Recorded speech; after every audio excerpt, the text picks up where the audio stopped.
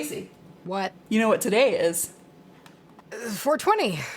Yes, that too. I was thinking like when this came out. It'll be Earth Day, but yes, today is. Oh, okay. So just some consecutive good earthy holidays in a row there. You know it. I look like a crazy old lady that you would like peek over your fence and see gardening, just crushing eggshells into my shit today. Yeah, this is the same bun that was in my hair yesterday when we recorded. I slept in it. Are like blue jeans. You can just wear them until you can't. That's true, until they just get so like stretched out that they just fall off. I'll do that with my hair ties. Yeah, exactly. My hair ties will just give out after a while. I'll get a nice tight hair tie at the beginning, you know? And then after a couple of days, you got to double knot it. What are we talking about today, man? I'm talking to you about Damiana. Oh, hell yeah. Yeah, I got a little horny for you on 420. Is it? We've got a little horny on 420. I'm excited. Mine's decidedly not a little horny. But it is an icon. I've got an icon. Not a Nikon. I have an icon for you today. What? It is an icon. Florida water. Yes. Fucking yes. I've been wanting to get my hands on some Florida water for 2 goddamn years now, ever since Kim wrote us way back in the day and was like, yeah, I use Florida water. And I was like, what is that? And I still don't know what it is. I know how to use it, but I don't know what the fuck it is. And I always want to get some, but every time I go somewhere, it's always either sold out or it's like I've just had the worst luck with procuring some Florida water. So I'm excited to hear about it. Well, lucky for you, a lot of people prefer to make their own, and it is pretty easy to make. If you have the ingredients, and there is a little bit of an extensive pile of ingredients. So if you are more established in your collection of oils, you could probably whip yourself up some Florida water. So that's exciting. Yeah, man. Damiana. It is a sexy dude. Oh, it's a dude. Interesting. To me, it is. Yeah. Yeah. It's like Crowley, basically, is what I picture. Sure. Honestly, yeah, I could see that. I don't know why. My first thought was just like kind of a thin dude who wears all black and he's just too fucking cool for it and a little bit goth. And I was just like, oh, I know who that is. Crowley. He's perfect. Yeah. Oh, Crowley, yeah. Well, I forget. He had so many name changes. Oh, yeah, it's Crowley. Then Crowley. Yes. I love it. Stupid. Oh, man. Do I go first today? Yeah, it was Graveyard and Valerian, so I will go today with Florida Wasser. Well, I'm going to interrupt you because you better sit down and shut up and learn how to behave because I'm going to talk to you about etiquette. I every single time forget about etiquette, and I'm so happy when I see that beautiful cobalt blue book come up on the screen. Blue book with gold letters. We need to, have we not posted a picture? We got to post a picture of this book. Have we not? That's a great point. All right, you're going to like this one. You're going to like both of these. I have two things. The second one is so confusing, but we'll get to that. So they always are. Oh, so this first one is making up in public. So, and to be clear, I'm just carrying on with our social cues section that we're in. I'm just reading from where we've been this whole time in order. Making up as in you had a fight, or making up as in to apply makeup? As in to apply makeup. Oh, boy. In public. Okay. It just says, don't. Yeah, pretty much. This thing's ridiculous. Not so many years ago, a lady would no more have dreamed of applying powder or any other item of makeup anywhere but in the privacy of her own dressing room than she would have considered walking gloveless on a city street. That's the comparison. Equal sins right there. Inconceivable. The audacity. Oh my goodness. Wow. Other days, other ways. But other ways done with vigilant taste and discretion. For it is still true, of course, that the well-bred girl or woman has a fine regard for privacy when she applies her makeup. But As she rushes about in today's busy world, her nose will inevitably get shiny and her lips will need refreshing. Absolutely. And Mrs. Grundy has let down the bars and permits her, however grudgingly, to apply powder puff and lipstick in public. I don't know who Mrs. Grundy is. Ooh, what is that? Is that like the woman? Is that like Mrs. Cornelius Beekman's supervisor? Is she like the one who makes the rules? She's the one who created etiquette. Maybe she's the one. Maybe Mrs. Grundy is the mother of etiquette. Hold on. We're here at a computer. I gotta look. Mrs. Grundy. Mrs. Grundy. Here, it's a noun, actually. Whoa. It's a person with, so it's not an actual person. It's a person with conventional standards of propriety. Okay, so that makes sense in this sentence. So it's kind of like saying Joe Sixpack, but it's Miss Grundy. Yeah, even, you know, and yeah, that makes sense. So, and Mrs. Grundy has let down the bars and permits her, however grudgingly, to apply powder puff and lipstick in public. Okay, that makes sense. But Mrs. your supervisor. But she is admonished to do it neatly and with no lingering. And she still does not offend by applying face rouge in public. And never, never does she file her nails or comb her hair in public. Pause. Hold on. Why is applying rouge the sin of all sins? Because you're a fucking tart for wearing it. Oh, I don't know. I know. I bet because to apply a flushed, a flushed look to the skin. Who are you trying to attract? You know? What are you doing with that? Don't file your nails in public because that is just kind of gross because you get that powder everywhere. But comb your hair, dude. Come the fuck on. I've combed my hair in public a lot. Unless you're sprinkling out like dandruff, gym-sized dandruff, then... Oh, can you imagine though, like each flake though is a gym-sized dandruff? It's just like a gym. Like your head is just basically spewing full-size gyms. God. That seems like a talent that Jim himself would have.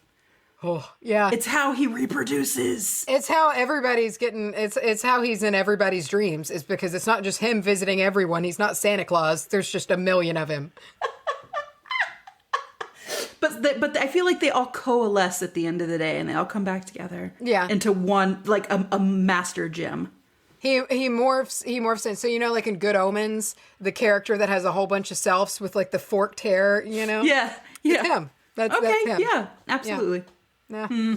Canon. And this next section is, what is the difference between excuse me and I beg your pardon? Oh, none at all. I know, fucking none, and I still don't know. But okay, I read this earlier, and I just kind of like glassed over. Is this going to be one of those that's like, well, if you're in a situation where it's under 75 degrees, it means pardon me. But if you're on the east coast of Burbank on a Tuesday morning, then it means beg your pardon. Like, is it one of those? She explains it, and it makes no sense. I'm ready. Buckle up. I read it a few times earlier because I was like, I'm reading this wrong. I'm reading this wrong. And I'm not. I'm not. So, here we go. Properly, we say, excuse me, or excuse me, please, or please excuse me, or will you excuse me, please? How many fucking examples? When we are asking to be excused from the room, or from the table, or from when we are talking. Oh my God. And are called to the telephone. This chick needs to learn how to use a comma. Oh. We say, I beg your pardon, or I'm sorry, or I'm so sorry, when we unintentionally are guilty of some discourtesy. For instance, when we have to cross in front of someone, when we get in another person's way, when we accidentally push a person or step on their feet, when we are thrown against a person in the streetcar or bus, when we interrupt a person before we realize the person has not finished speaking, when we pass between two people who are talking, when we speak to a stranger, for instance, to ask a direction or perhaps a favor. That was a lot of examples. Why? So tell me if you can understand what the fuck she's saying here, because I surely can't. Okay. The longer phrases, I beg your pardon, or I'm sorry, are more gracious to use than the shorter, pardon me, which too often sounds abrupt. I just want to say, as compared to, I'm sorry. As a matter of fact... That's the exact amount of syllables. Same length. Same fucking length. Doesn't make sense. As a matter of fact, it is better to discard pardon me when we are apologizing and put a sincere intonation in our voice as we say, I beg your pardon or I'm sorry. But, above all, never say, pardon me. It's the unforgivable sin of etiquette, apparently. Above all, never say, pardon me. That is something that is funny because it has completely flopped. Now, I see, yeah, when someone says pardon me now, like I tried to say pardon me to like sound more polite. Yeah, you know, exactly. It's like, that's like a good thing to say other than I'm sorry. When someone says pardon me, it's like, oh, they put thought into that. Yeah, you know, like I'm sorry. It's just like, because people throw I'm sorry around all the lot, time. You know, and so many, but like pardon me is like, oh, pardon my glove. That'd be better if someone pushes past you and to you they say, pardon my glove. Pardon my glove. You know what? I do actually, I'm calling it right now. Anytime that I need to say, like, please excuse me, like I'm trying to get past you, I'm going to say, pardon my glove to anybody. I don't care if they understand it. Dude, I saw something so cool in the wild, and I wish I knew her name, but she'll know who she is, I guess. And so I was on Instagram, and I had, like, clicked someone's name for some reason. Like, I'll see, like, people's little thumbnails, and I'll be like, that's pretty, and I'll, like, just want to, like, see, like, their picture and shit. And I opened it up, and her, like, tagline was, pardon your glove. And I was like, I know where you had to have gotten that from, because that is not recent. No one else, I feel like, is talking about Mrs. Cornelius Beekman. How wild! Yeah, I was like, that's pretty badass. But before we go any further, we have a very special Earth Day Patreon shout-out segment. This one goes to Marissa E. It's also a 420 shout-out segment. It's a 420. It's a double whammy. And an Earth Day. Marissa E. Oh, God. You know what? It's a little horny episode. The first thing that came to my head was Marissa E. Oh, baby, Marissa E. Oh, fuck you. It's it's a ready for love. Oh, baby, I'm ready for love. Oh, my. There it is. It's a saucy one. Fuck you. I love Bad Company so much. You love saltines. Well, I love a lot of things, okay? I'm not just saltines, you know. I'm a woman of many interests. I'm not just a dry, crumbly cracker. I'm going to ease in from being ready for love to going to Florida water. Just slip on in there. Just going to slide right past. I thought it was a great segment. I'm not saying it wasn't. Mrs. Cornelius Beekman over here trying to be modest. I'm saying it was lewd. Well, I think Mrs. Grundy will allow it in this instance. I think Mrs. Grundy has modernized probably a lot. It's like, it's one of those, it's a little greasy, you know? Like, yeah. It's just kind of greasy. I love it. I love the term greasy to whenever you're talking about something a little shady or like a little... It just sums it up just right. Because you say it and you're like, oh, yeah. It's you just know, you know what it means. It's greasy. It's greasy. I'm going to talk to you about Florida water now. So, once upon a time, in Europe, there was something known as an pardon my glove French here, eau de cologne. I don't know how to say that either. I have no clue. Nope. Or eau de cologne. Yeah. Ooh. You know how usually you see like eau de toilette? Yeah. I like it when people are like, ooh, the toilet. And that's how they pronounce it. That's the one. But the cologne, as it translates to cologne water, or as we know it now, just cologne. It was a perfume from toilet water. Or toilet water. That's my favorite. Well, I guess not cologne specifically, but like when we were talking about bergamot, It was in like the original toilet water, and that's what it was called. It was just toilet water, and it was the hot thing in Parliament, and it's like, oh, that's right, toilet water. And I understand that they're referring to the room as the toilet. I was actually reading something very interesting about one of these differences between America and a lot of places actually outside of America, that they say toilet they're like, I need the toilet. Mm-hmm. But here it's seen as almost embarrassing or crass. Yeah, it's bathroom or restroom. I need a powder room, or something. Mm-hmm. Whereas everybody else just says, I need the toilet. So when we hear... Wonderfully direct. I know. I need the toilet. It's a human thing that's happening to my body. To where if somebody walks in your house in America and says that, they have to shit immediately. Yes. You're like, oh my, should I bring you some... I need the toilet.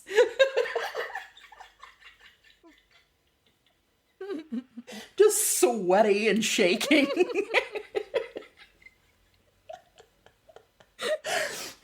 Okay. So, excuse me.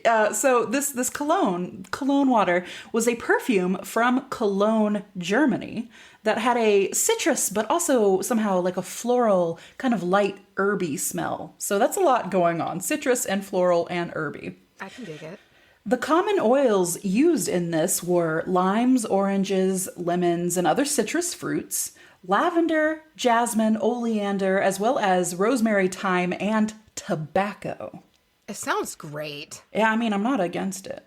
So over time, the word cologne eventually became this blanket statement for all perfumes. So, these days when we say, oh, I need a cologne, I need a cologne, it's like, oh, well, which kind do you want? Back then, it was an actual, like a branded scent. Florida water is the American take on cologne water. It's focused more on the sweet side of the scent, but it also adds in a little bit of spice that it didn't have before with cloves or maybe some cinnamon. It's called Florida water for two reasons. The first is the legend of the Fountain of Youth. Oh, great. Which... apparently, and I never knew this till today, it's said to be located somewhere in Florida. I mean, it is like the retirement capital of the United States, And then the second reason that it's called Florida water is because the word Florida is related. It's from the word floral. It's kind of a floral type water. So that's a little bit more of a direct translation, I feel like. I like the Fountain of Youth theory. I like the Fountain of Youth.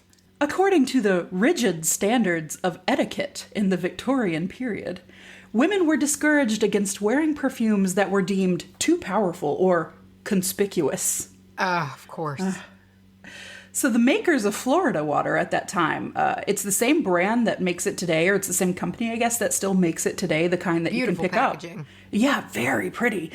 And apparently they still use the original early 1800s recipe. And that packaging that it has is just a slight variation on the packaging it used to be, which it has that kind of Victorian... it is very elegant. Art Nouveau style. Yeah. I love it. However, they came out and they decided to jump on this and they're very smart marketers, these people. Oh, and the brand name has changed a couple of times, but it's the same company. So I just want to clear that up. They jumped on this and they decided to market Florida water as an appropriate cologne for all. Oh, cool.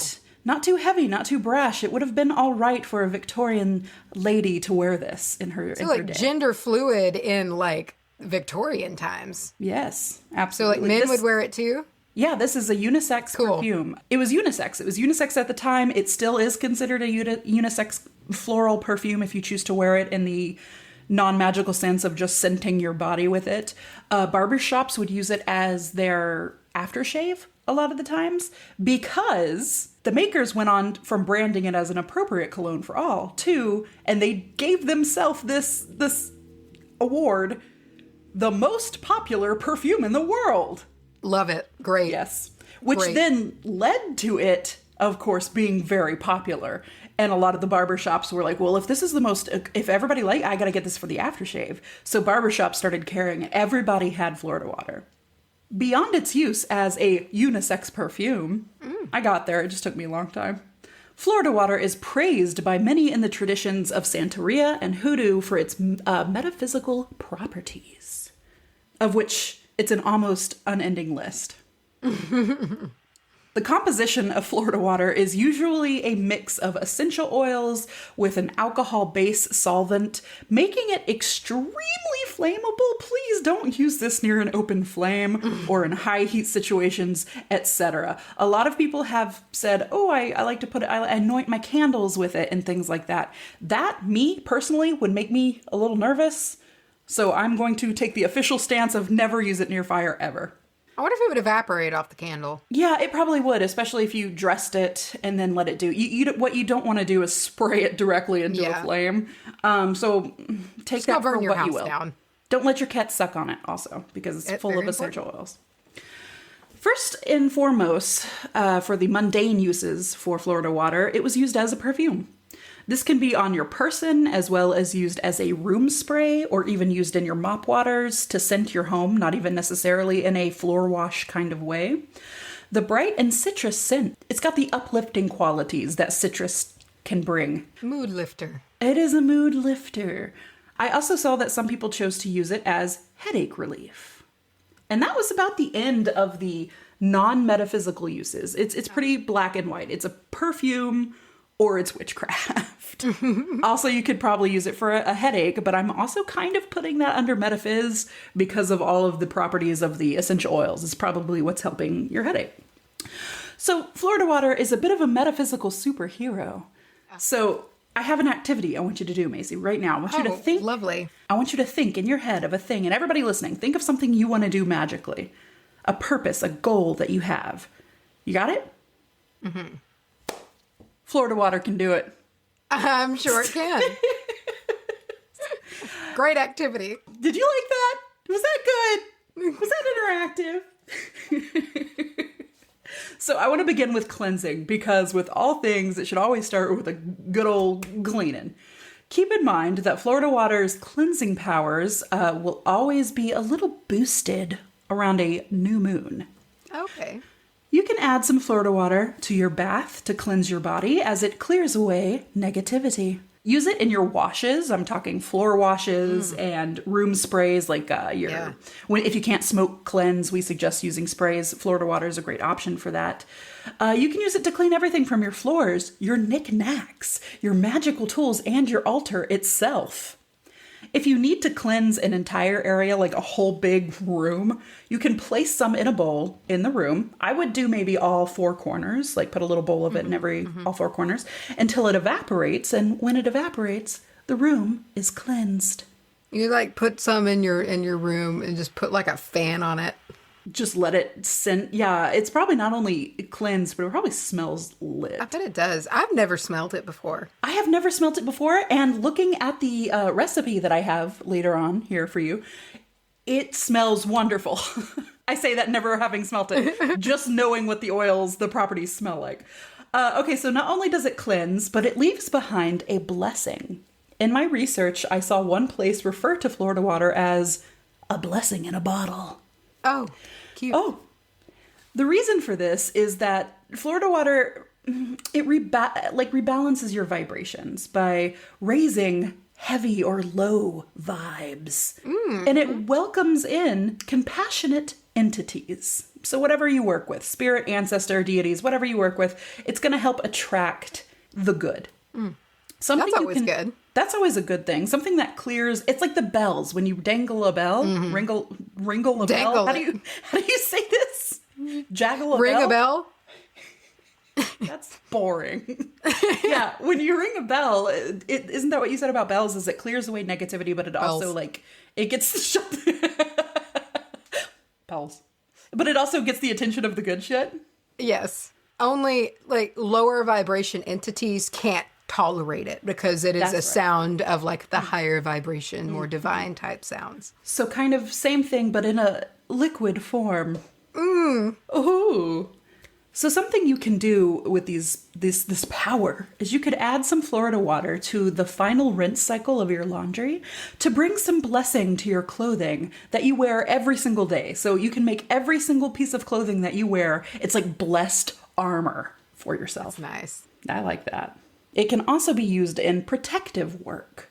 before you start a ritual, or even if you're just going into a situation where you want to be magically shielded, like from those pesky old energy vampires, or vamps, as I wrote. Oh. You can use it to protect your home.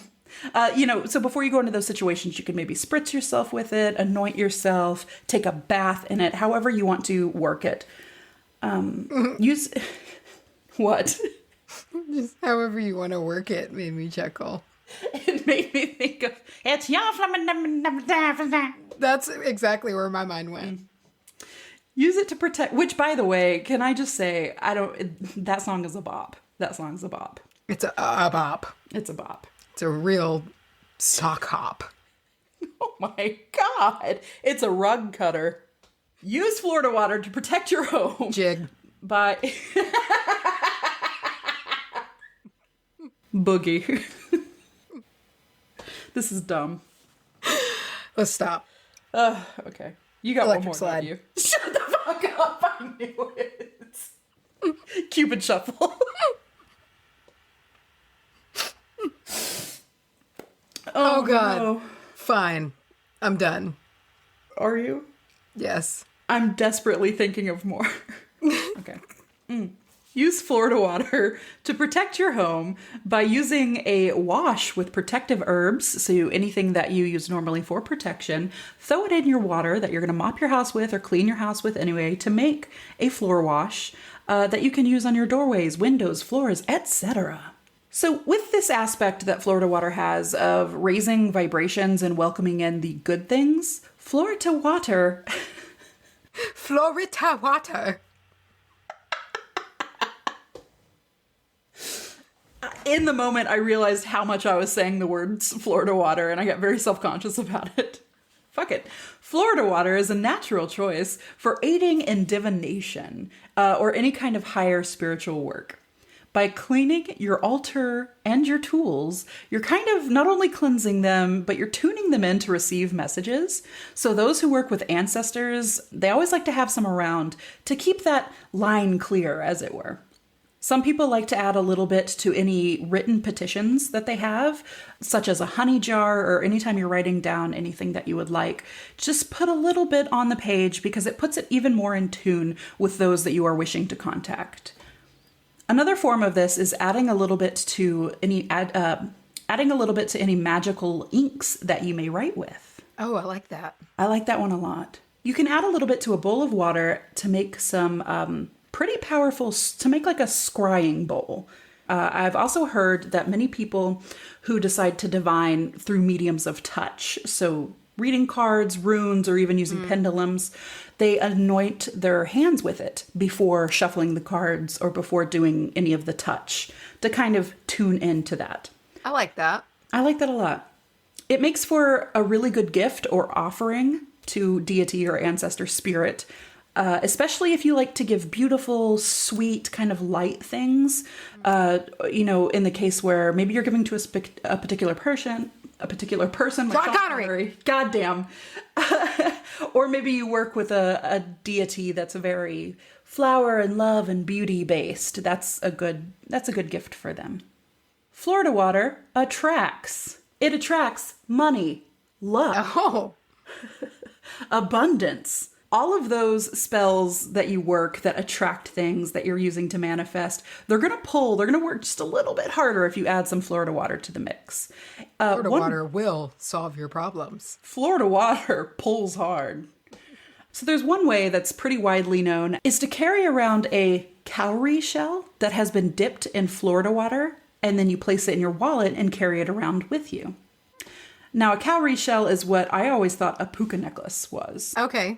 You know, those ones that look like macaroni, that they look like a mouth almost. Yeah.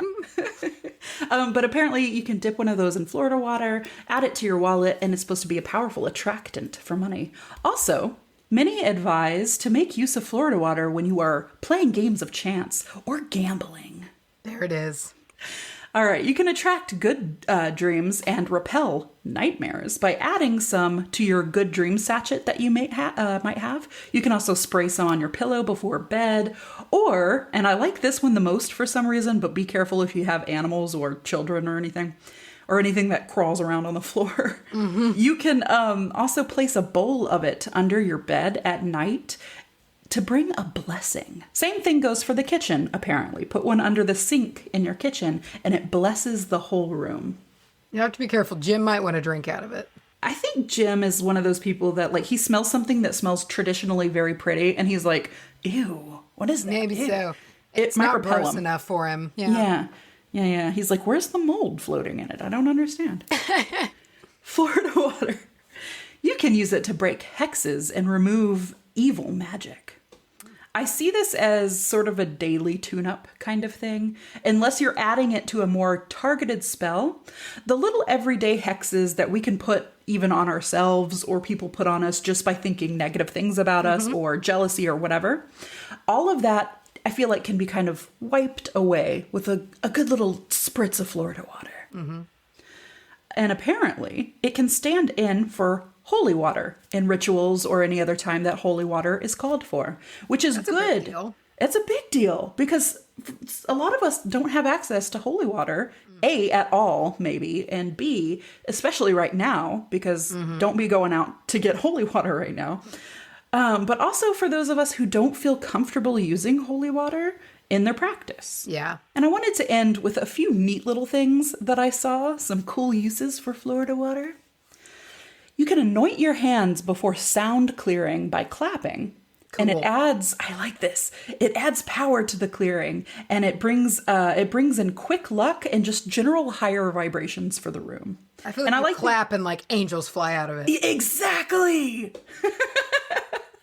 Just little angels are, whoa. Why are they spooky? I don't know. Boo. They're probably a little bit alarmed as to why they've come out of a hand burst. I'm confused. But there was also some cool foot bath ideas. And I was reading a thread over on our Facebook recently about how people who don't have bathtubs, like myself, will opt in for a good foot bath every now and again. But there were some special foot baths that incorporate Florida water. So add a little Florida water to a foot soak for a direction spell. It gives your feet the ability of direction, which gives you overall a sense of kind of how to navigate something. If you need to make a choice, it'll help pick a direction for you. You can do this same thing, but add a couple of drops of ylang. There it is. There's ylang. There it is. You sounded like you were trying to call her in from the kitchen or something. Yeah, pretty much. Get in here. It's the casual ylang. It's the married couple ylang. Yeah. Hey, Elaine. I said Elaine. I didn't mean to. Anyway, a little Florida water and a little bit of ylang. It endows your feet with the gift of dance. I need that. I need that so bad. Do, for sure. I have no gift. And lastly, I have a recipe from the website Ritual and Vibe. Link is in the show notes. And this is for easy, no-cook Florida water recipe. Great. A lot of the times you do need to cook it, so this is a easy no-cook. You'll need 16 ounces of vodka. Okay. If anyone has any left after being shut in. You need 3 to 5 tablespoons of floral water, such as orange water, rose water, lavender water, something like that. 5 drops of lavender essential oil, 10 drops of lemon essential oil, 10 drops of orange essential oil, 5 drops of bergamot, 5 drops of cinnamon, 5 drops of clove, 3 drops of benzoin. Oh, I don't have the oil, but I have resin. See, and that's what I'm thinking. I think you could probably, because this is all about making do with what you have in a lot of ways.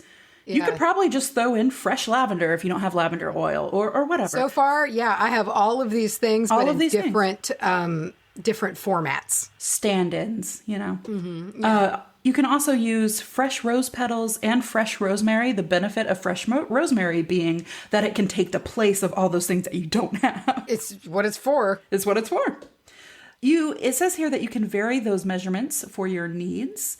This is cool. It says before adding each oil, smell it and let your nose and spirit tell you how much you should add in. So you might have one that's a little more citrus or a little less citrus or a little more spicy. I think it'd be really cool for me to make one and you to make one and we smell how each other turned out. Yeah, see how they turned out. I think mine would pull very herby. I think yours would be a little spicier too. It's I think spicy you'd put a little and extra herby. clove and cinnamon in there. I'd go more for citrus.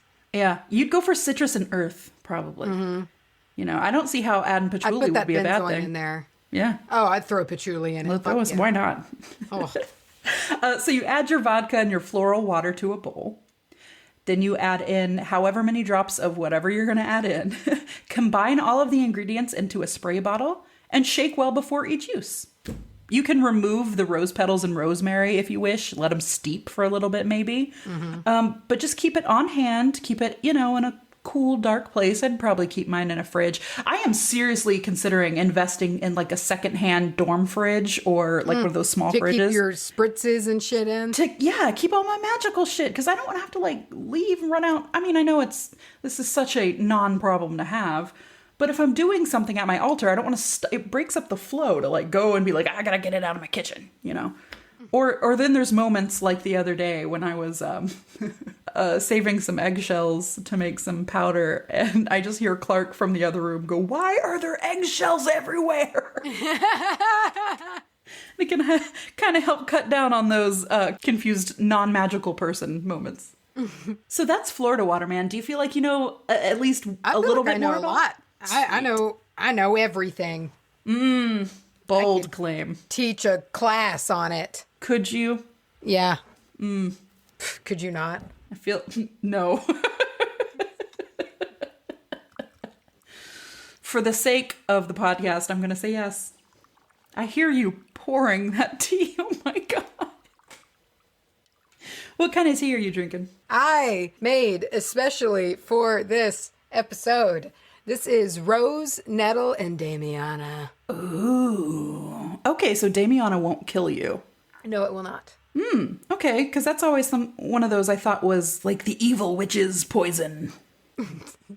No, it just has a very dark name. I'm ready. Tell me about Damiana and how it's not poisonous. I'm gonna tell you about Damiana, which I titled The Sweetest Little Horny in Texas, and I'll tell you why. Oh. Yeah. Is this a native Texas horny? It's a native Texas horny. I love it. Mm-hmm. Yeehaw. Mm-hmm. So, Ternera diffusa aphrodisiaca, or old woman's broom. Okay. Is a deciduous shrub growing to 1 meter or 3 feet tall by about 2 feet wide. So it's a shrub. It's a shrub. Little shrubby boy. We haven't had a good shrub in a while. Love a shrub. Love a shrub. So it's a hardy shrub. Kind of likes it a little drier, a little warmer. It will flower from July to August, and it is it's funny because I call it a he, but it's a hermaphroditic plant. So it can basically fertilize itself from how cool. I understand it. So it blooms a single yellow flower at the end of each stalk. So at the end of each little branch, it makes like a little yellow flower at the end. How lovely. Also, why are you jabbing your finger at the camera when you say that? Because it's at the end. It's the pinnacle. So Damiana, native Texan, and it can be found. It's a native southern Texan. So the southern part of Texas is really like geographically in North America is as high as it's gonna go. It's like from there down closer to the equator. Are we? Yeah, I was gonna say. I guess I shouldn't say dry. It doesn't like it super dry, but it can't. It's more like tropical or subtropical. But so it likes the heat. I keep saying dry. That's not right. The tail part of Texas. We're not talking necessarily San Antonio, but we're talking about down near like Corpus and I think we're getting more down near Mexico. Okay. Yeah, right. And so it can hang down there.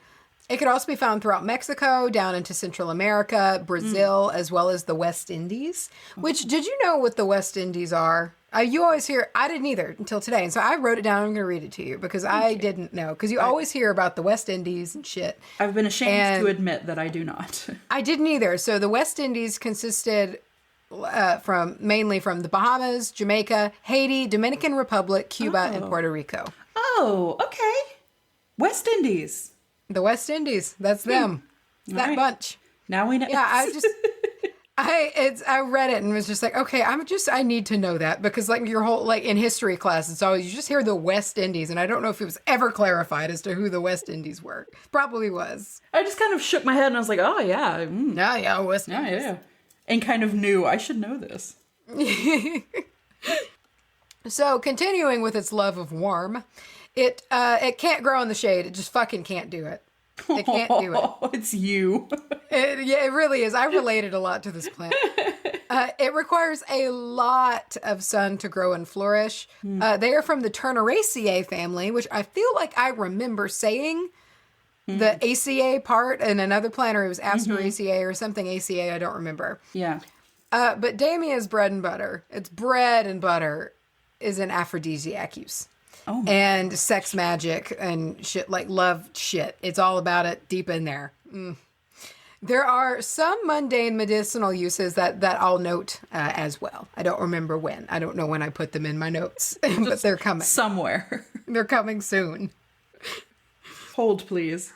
The use of Damiana as an aphrodisiac dates back well before written history, at least recorded written history that we have, because as you may know, so many of like the Central American, civilizations, the Aztec, the Maya, basically when the Spanish came, they just like destroyed all of their shit, like all their documents and shit.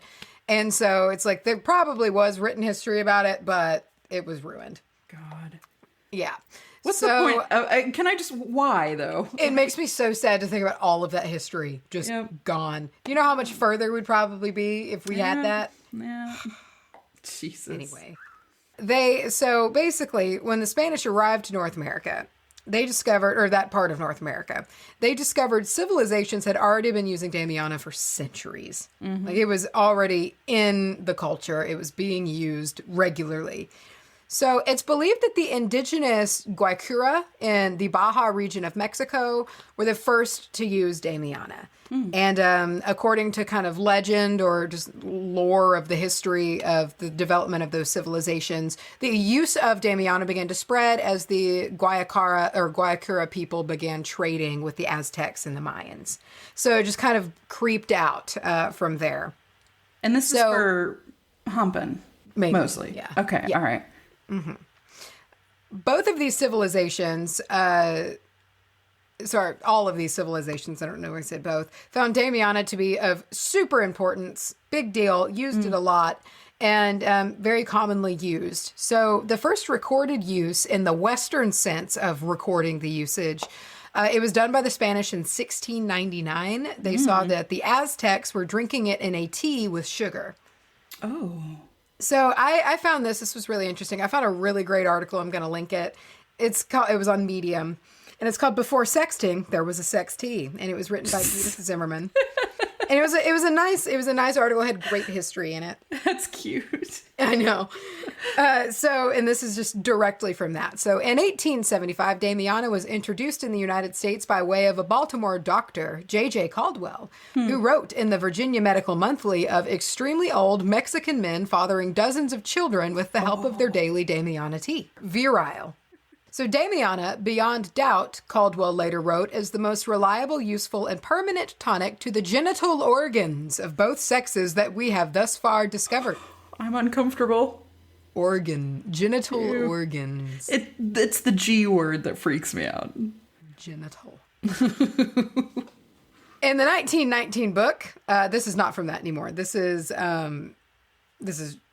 not from the article. So in the 1919 book, the American Materia Medica, Therapeutics, and I can't read this. Okay, I'm just going to shorten all of this. In 1919, In 1919, Finley Ellingwood writes that Damiana is said to, quotations, correct frigidity in the female. correct it. There's a lot of problems with that sentence. All right, go ahead. Go ahead. So, but Damiana could also, it's just like, it's kind of marketed as a good time, Like, so there was this drinkable substance that sounds like death in a bottle, but also sounds like a great time. So it was Pemberton's French wine coca. And it was a super strong 19th century beverage and made of wine, cocaine, and caffeine. There it is. Oh my God. It's like the crazier predecessor to Four Loko. It's insanity, dude. So this is, I took this directly from the French wine coca Wikipedia page. It was pretty interesting. So, this is not even really directly related to Damiana, but I was just like, this is great. So, in 1863, a Parisian chemist, Angelo Mariani, combined coca, short for coca-ethylene, and wine and started selling it under the name Vin Mariani, and it became extremely popular. Jules Verne, Alexander Dumas, and Arthur Conan Doyle were among literary figures to have used it. The writer of The Three Musketeers, the writer of Sherlock Holmes, and I cannot remember who Jules Verne, I can't remember what book was authored by Jules Verne, but like big serious authors drinking this cocaine wine, which is funny that Arthur Conan Doyle was, because like Sherlock does cocaine. So they were like big literary figures that were using it. The chief rabbi of France is quoted to have said, "Praise be to Mariani's wine." Whoa. Pope Leo the 13th reportedly carried a flask of it regularly and gave Mariani a medal. Okay. Seeing this commercial success, Dr. John Stith Pemberton in Columbus, Georgia. Not his real name. Oh, I know. John Stith Pemberton. For his boner drug. In Columbus, Georgia, himself a morphine addict following injury in Civil War, set to make his own version. He called it Pemberton's French wine coca and marketed it as a panacea. Among many fantastic claims, he called it a most wonderful invigorator of sexual organs. Gross. Invigorator. Of specifically sexual organs. Jesus. God. I found this to be quite interesting. I didn't look into it enough to where there might be some backing behind it, but people just threw drugs at drugs back in these days. Mm-hmm. And they were using this coca, like this fucking wine, to cure morphine addiction. I feel like you're just throwing a major stimulant at a major depressant and hoping for the best. I mean, look, I'm not a doctor, all right? I can't say it. I have no idea. Like, I read it and I was like, there could be something to this, but like from just like a not knowing basis, I feel like this is a bad idea. It seems like swapping out one addiction for another. I guess hoping the best one wins. So, while the use of Damiana as an aphrodisiac is rich in history, there's a lot of skepticism that it actually works. At this time, there aren't any really good, like, reputable, well-performed studies to prove its effects and its, like, aphrodisiac qualities, and many chalk it up to being a placebo effect. However, here's my frickin' stance on placebo. If it's a placebo, it still kind of fucking works. Yeah, I agree. Because if I'm taking something to pop a bone and I pop a bone, then it kind of worked. However, it's important to understand that more often than not, herbs are not as strong as like fucking cannabis. It's like more often than not, like, so you like think of like you take a hit of weed and you take a hit of fucking mugwort. Rosemary? Not the same thing. You're not going to get stoned like on the same, so it's like herbs are not as strong always as that. So like Damiana, you're not going to basically just be taken by lust if you drink a cup of it. It's just not how it works. And I think sometimes people go into thinking of like herbal things to where it'll have the same power for that as like weed would and getting you high. You know what I mean? Or like a Viagra. It's not a Viagra. It's not going to have an effect that fully alters you. You know, it's just not going to happen. Most herbs aren't that potent, you know, in their natural state like that. So, you know, to me, and I've never tried it. Like I'm actually drinking it for the first time. Like, right now. Are you ready to blast off? I'm ready to go. But I kind of feel like that Damiana could be like for arousal as melatonin is for sleep. You know, like sometimes you have to let melatonin work. You can't just like take it and be like Ambien, you know, it's not going to do that. You have to kind of let it do its thing. And I feel like Damiana could maybe fall into that. Like if you're making, you know, like a strong tea and you're wanting, you know, to like get something happening, do it with the thoughtfulness as you're drinking it. And, you know, you have to let your mind get you there. You know what I mean? Yeah. Yeah. And so, I mean, I feel like, you know, it's kind of like, you can't just drink it and be like, all right, I'm waiting to get horny. And it's just like, no, it's not going to happen.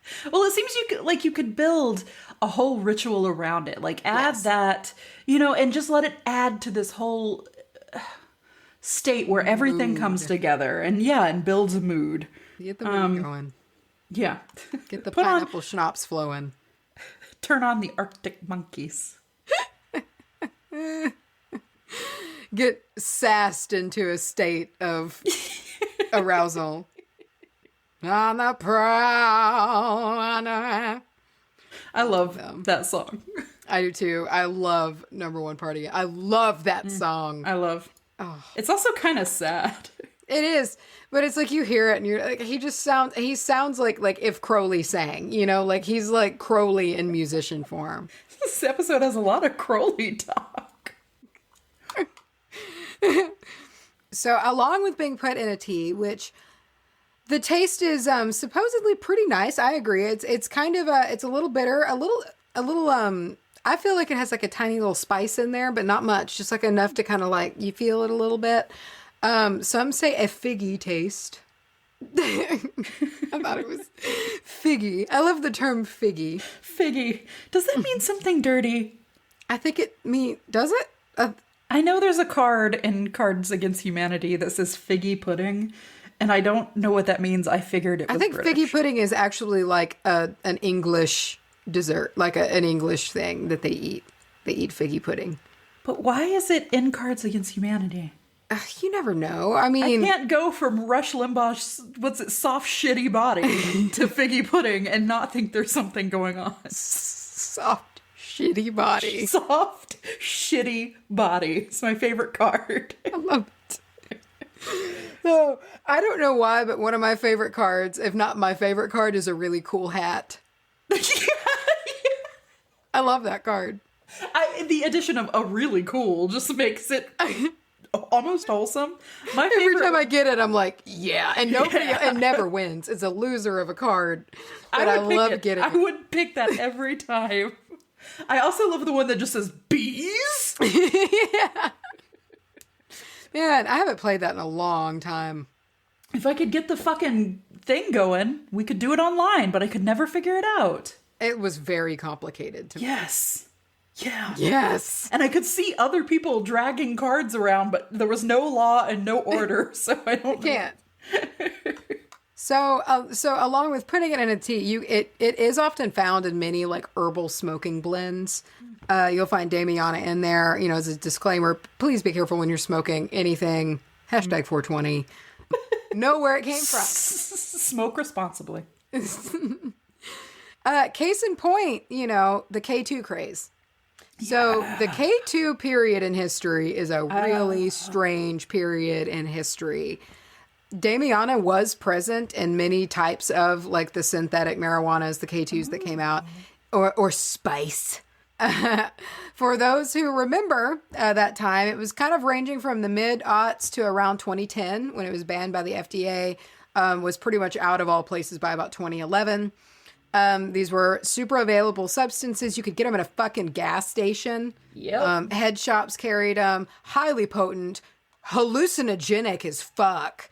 Like unregulated formulas. Just bad shit, like seriously bad shit. I had an experience with K2 that I still think about. And, you know, like it was truly a horrible thing. I experienced full ego death. I had full amnesia. I didn't know who I was. I didn't know who Rustin was, and I was standing right next to him. I didn't know where I was. I didn't know what my name was. I didn't know where I lived. And I couldn't move. I couldn't breathe. It was just horrible. Absolutely. That stuff was fucking terrible. And I don't know a single person who did it that doesn't have a seriously awful story about it. A bad story. I never touched the stuff. I never touched the stuff because then and now I think that when you don't allow things to happen and be regulated and understand that the terror behind this object is not as bad as smoking a little bit of weed, then horrible things can come from it. Absolutely. People are going to try to get around it, and then that thing ends up being so much worse than just hitting a fucking blunt. I don't understand. And dangerous as fuck. Yeah. Like, I mean, that stuff was seriously dangerous. Like, and I was doing this research today, and it just took me back down that period of time because I only ever did it once, and I was 19, I think, you know, and fuck that stuff, man. Ugh. Horrible. Because of that, a little interesting tidbit, because it was present in those substances, Damiana in 2005 was banned in the state of Louisiana. As a whole, Damiana is deemed like a safe herb. Of course, those who are pregnant, have liver issues, or perhaps diabetes, I saw some information about that it could impact things, need to do their research because it could impact those conditions. Damiana can be used in spellcraft a lot of ways, especially for love. Candle magic is a biggie. You can dress the candle with the herb.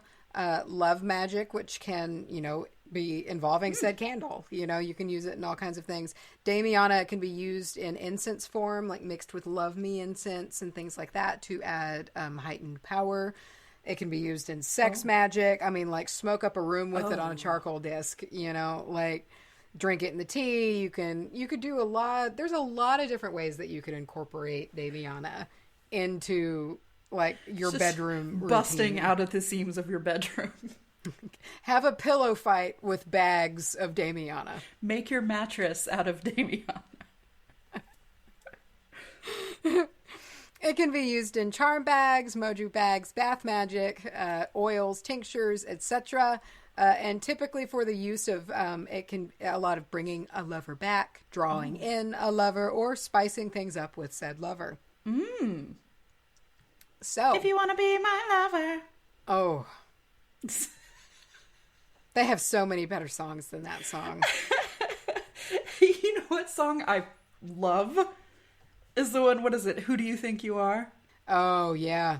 Some kind of superstar. Donna, who do you think you are?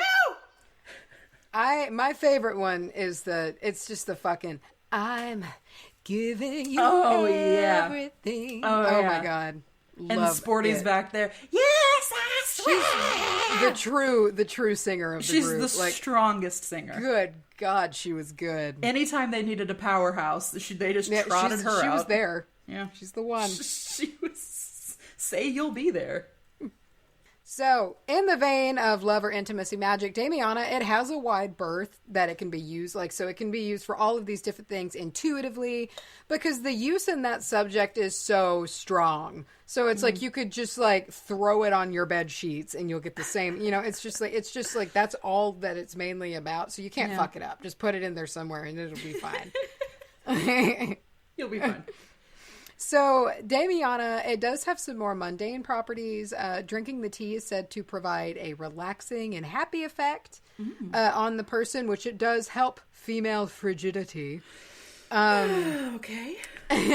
Which is also why it's often present in herbal smoking blends or smoking blends to increase visual meditations, as in large doses. Because in large doses, it can create hallucinations. So, I don't know to what degree or severity of hallucinations, but you might. But they're all sex hallucinations. All sexy time. But with that, It has been used pretty much since the beginning by the native peoples of Mexico and Central America, too, for urinary health. Oh. It is a mild antiseptic for the urinary system, so as it flows through the urinary tract, it can help to kill harmful bacteria that can cause inflammation in the bladder and ureters, things like cystitis, things like that. Perhaps it could be something kind of like a good one if you feel something might be coming on and you can catch it.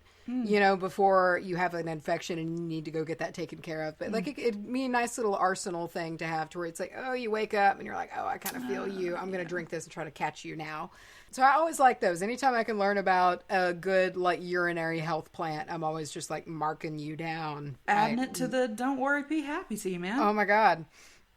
So, of course, it's important to note, that's basically what I was saying. Don't bring, a knife to a gunfight. So, if you wake up and your kidneys feel like someone is squeezing them, do it. But, an ounce of prevention, pound of cure. If you wake up, or if you, drank a whole lot the night before, wake up and make maybe a cup of it, or you know that you didn't pee after sex. Yeah. And you know you didn't do it. And, yeah. So, it's good to have maybe a preventative. So, along with this, it has notable impact on relaxing nerves and is an antispasmodic. It has long been used for easing the severity of menstrual cramps and can help relax those spasmings of the muscles which are causing the pain. The last thing I had here, which I thought was really interesting, a Mayan nickname for it was Broom for asthma, or asthma sweep, translated, of course, because it was able to allegedly ease the constriction of airways, thus sweeping an asthma attack away. Oh, cool. I thought but that was also nifty. old woman's broom. Old woman's broom.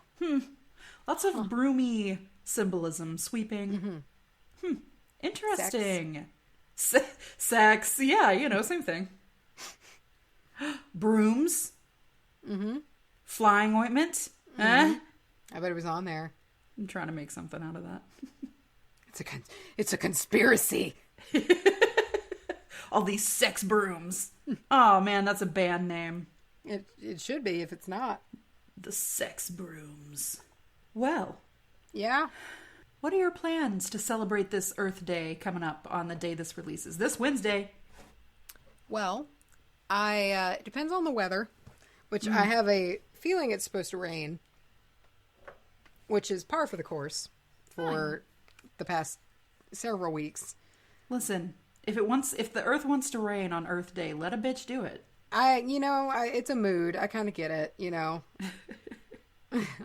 It's her party, and she can cry if she wants to. She can literally rain on her own party if she wants to. Why not? So, I don't know.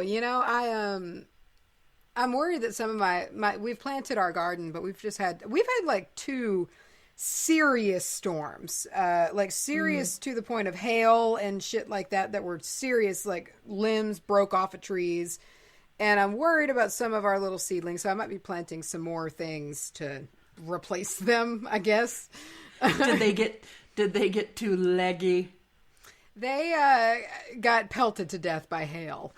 Oh, so not leggy. Okay. Not leggy. Isn't that just par for the course, though? You just spend all this time getting so worried that they're going to get leggy, and then you get them out, and then they just get smashed by hail. And they just get crushed by hail. It's just like, oh, okay. I was worried about the wrong shit, I guess. Mm-hmm. What are you going to do? Oh, gosh. I don't know. I have no idea. I'm probably going to try to harvest my sage, hang that up, get that going. I'm trying to nurse some plants back to health that I have not done so great on, as I do. Poor babies. I know. They're having the life now. They're having the life. Got them all chock full of eggshells. There you go. I watered them. Wow. Spa treatment. Really, really spoiling them here. But I moved them outside, so they're out of the house. They're out of the grow light. They're in the actual sun. Mm-hmm. And, I don't know. I think I just might try to spend a good section of the day outside. I will try to. I want to. I would like to do that. We have a lot of limbs that need to be picked. Just kind of clean the place up and, work in the garden and work with the chickens and shit like that. Just a good, wholesome outdoor day. Just a good, wholesome day on the farm. That's the one. So you guys pop off over on our Facebook. Tell us what your Earth Day plans are. Do you do anything special on Earth Day? Did you even know it was Earth Day today? And celebrating Earth Day in your home. Yeah. You can go out, put your foot on a little patch of dirt, run away if anybody comes near you.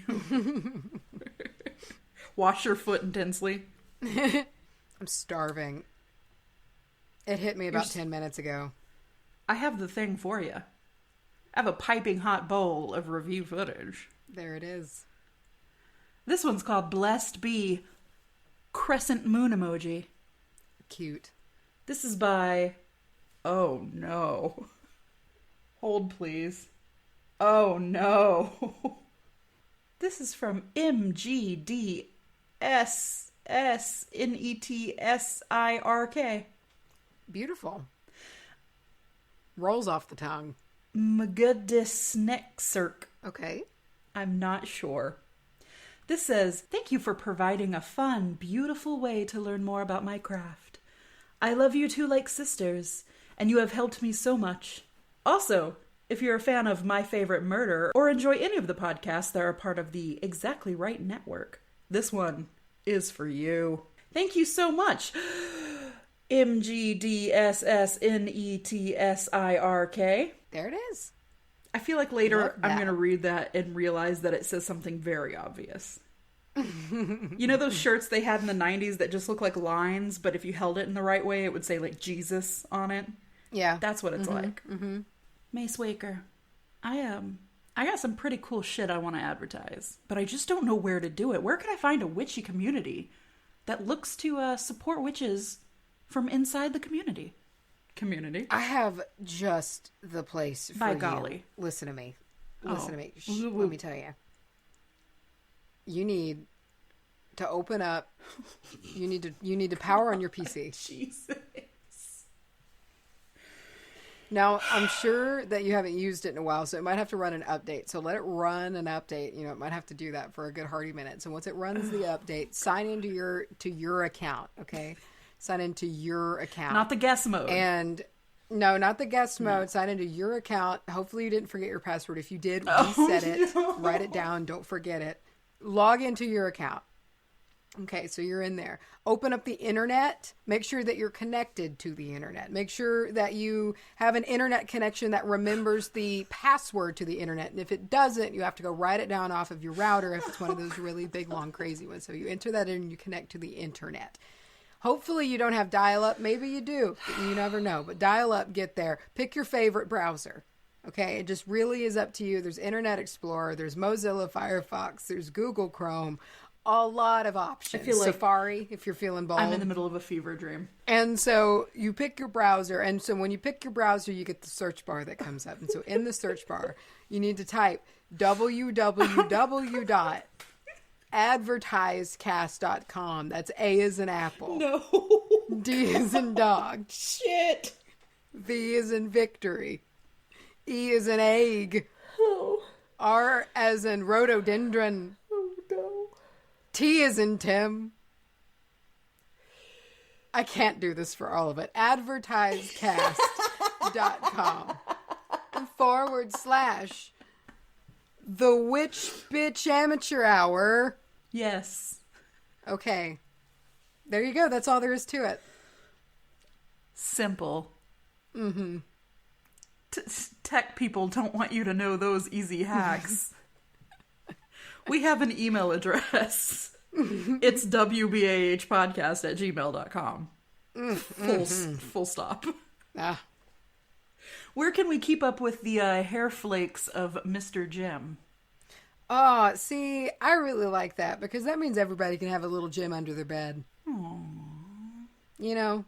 But just for a little bit because he does have to escape. No, he's got to go home. Back. He's got to crawl home. But for a little while. Back. I'm also imagining a tiny dandruff-sized Jim. Yeah, it's like a Fey Jim. Teeny tiny. You never know where he is. Mm-mm. He's just always there, braiding your hair at night. You know, one of his eyes is always the same size. It's just a giant. So like grown size. So his head would just be a slimy eyeball. Yeah, because he's tiny. Yeah. It's this giant one-eyeballed as a head beast. You got it. That makes, to your ears, very high-pitched little grunting noises. And when it blinks, you can hear it just go like, flop, flop. I like to imagine, too, that it moves like an inchworm and just drags the eye across the floor and leaves like a slimy eye trail. Yeah, gross. It's like an eye snail. And that's where he goes home every night. You can keep up with that. Over on Instagram at witchbitchamateurhour. We have one Twitter where we retweet at Bitch Hour. Come dine with us over on Facebook. Get some social interaction action at Witch Amateur Hour. Yeah. No bitch on Facebook. Forgot. I knew in my heart something went there, but I couldn't remember. That's why it was an unsure yeah. Yeah. We have a Patreon where you can support the podcast. Hey, I like that. Did you like that? I was channeling 90s rap. It's great. Okay. It's patreon.com/wbahpodcast. Macy, tell us where the most isolated P.O. box in Texas lives. You know, I feel a little bad for her. I think someone needs to like slap some Damiana on her or something to make her feel good about herself, because I think she's wallowed in the dumps long enough. I think she knows that she flew too close to the sun, you know. Mm-hmm. I think she knows. I think it's time for her to spring back. She needs to bounce back, find her groove again. She's feeling a little apologetic, and you know what? I think she needs to feel herself, you know? Mm-hmm, mm-hmm. Mm-hmm. I'm hoping that the sting of the lilacking makes it so that she never forgets. Yeah. It'll always be over her shoulder. A little bit. Keep her humble. Mm-hmm. A little bit. That being said, throw some Damiana at her and we'll she'll get a little raunchy. Get a little frisk in her step. What is this show? I don't know. I don't know why anyone listens.